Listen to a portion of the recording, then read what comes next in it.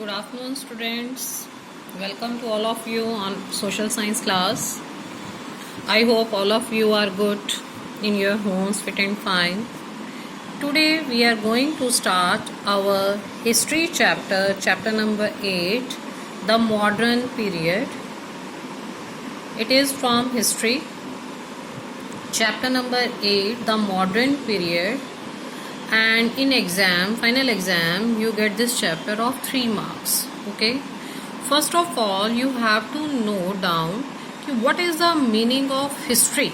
Don't be panic. The word listen history is too tough, its question is too large. No need to panic. Okay, firstly you have to know the meaning of history. History meaning, if you want to write down, then you can. The systematic study of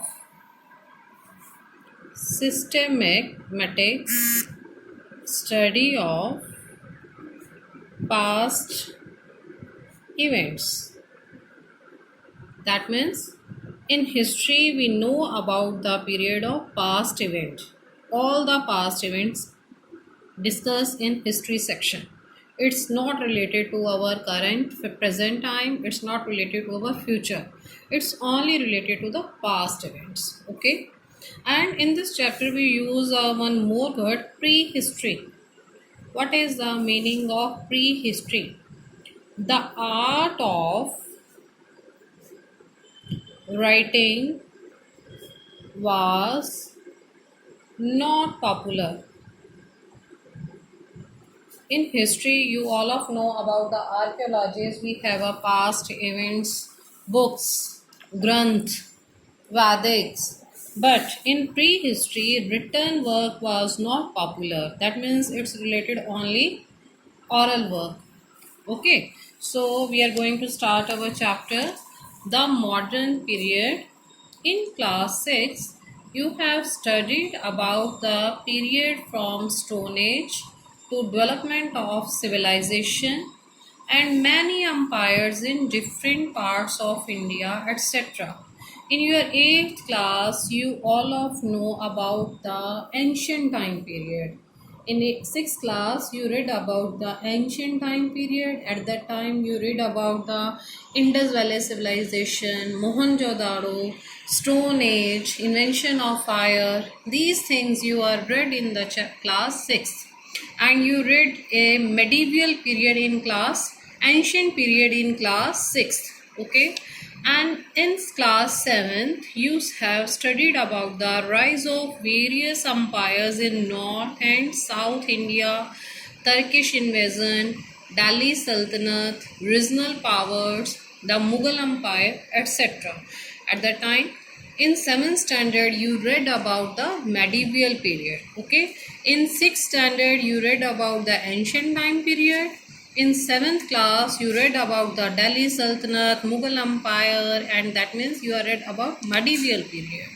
But now you are in 8th standard and you read about the modern period. Okay.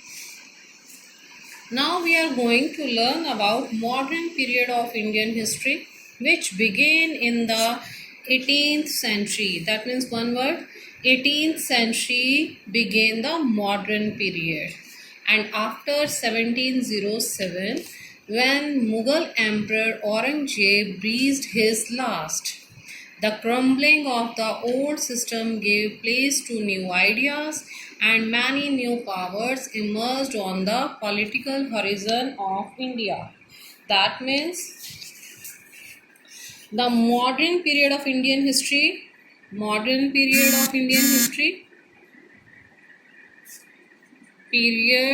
of Indian history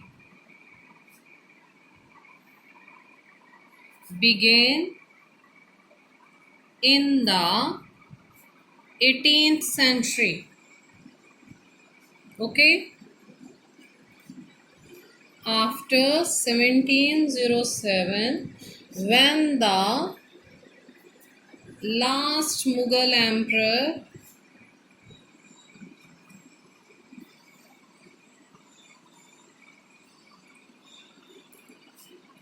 Aurangzeb breathes his last. All of you know the sequence of Mughal emperor now? I tell you the Bhaj Saab, meaning Babur, Humayun, Akbar, Jahangir, Shahjahan, Aurangzeb. Aurangzeb, last Mughal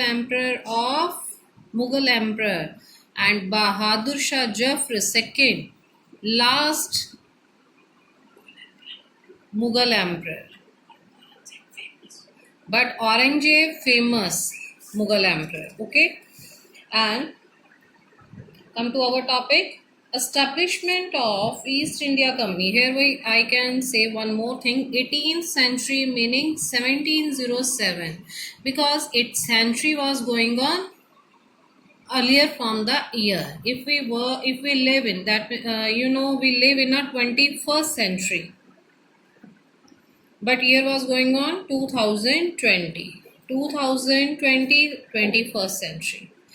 If we talk about 1999, that means it's a 20th century.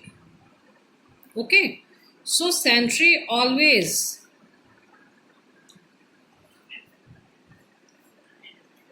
ahead from the year. Okay, the ever-changing political scenario herald down the modern period, especially the coming of Europeans in India.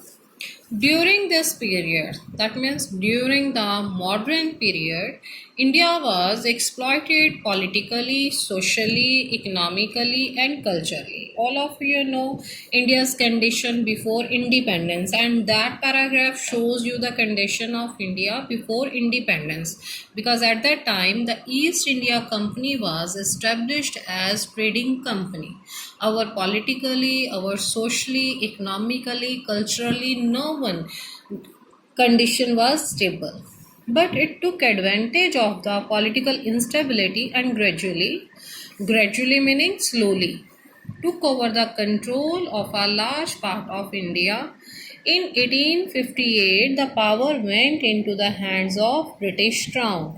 East India Company was established in India for the trading purpose, but with the help of East India Company, Britishers take control of India. The 19th century witnessed various measures adopted by East India Company extend consolidate its power over India. 19th century give proofs to how to control on India over India by the Britishers, like military action. That power is completely goes in the hands of Britishers. Introduction of railway was established Britishers in India. Postal surveys passing different acts, etc.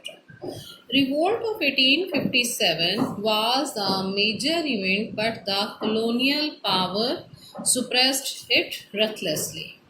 Revolt of 1857, the major revolution of India. Its second name is the Revolt of Independence, First War of Independence, and the British rule continued over India, but discontentment against colonial power strengthened the national movement. The establishment of Indian National Congress 1885 had reaching effects. One thing more clear to you all the students, this chapter only gives the brief information of your chapters. Its concepts are not clear to all of you. It's a hint. In this chapter, we will discuss the complete detail in the next chapter. After the next chapter, it's complete detail in your whole history. But this chapter only introductory chapter. Okay. Major events: the 20th century India were partition of Bengal, formation of Muslim League, Home Rule League, Jallianwala Bagh massacre, etc. And British government also introduced series of reform pacify Indians were to be weaken the freedom struggle, but India was able to end the British rule and gain independence 1947 under the leadership of Mahatma Gandhi and many other national leaders.